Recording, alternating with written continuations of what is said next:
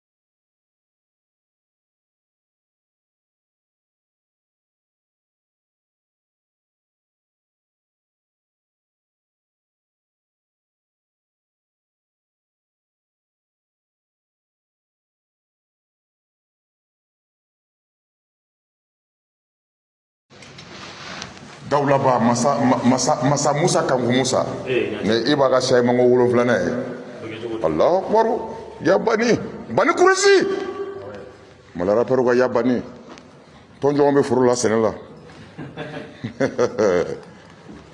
pour voir Afrique colosser ça avec un fait aux États-Unis. Le premier rappeur malien qui a soulevé la tête et la tête de ses gladiateurs, c'est Ibawan.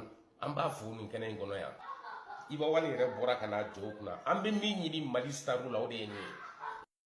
Majiginende do odla ala yenga ko sangorota doni barka de bengo manata yororo mentika krota la ko ne jamanen do ne madelika moshi banenia do de ni danga de mi o donen do ya ni bebla la mo kelengo kaba barka de batigila bebita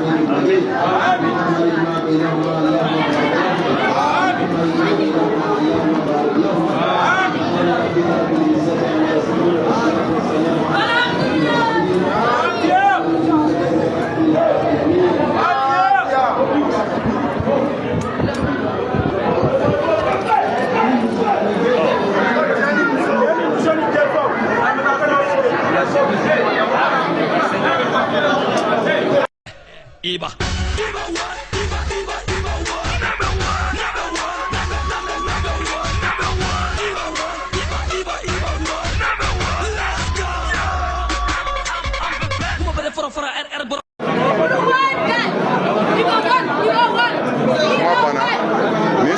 Sago jugo malola.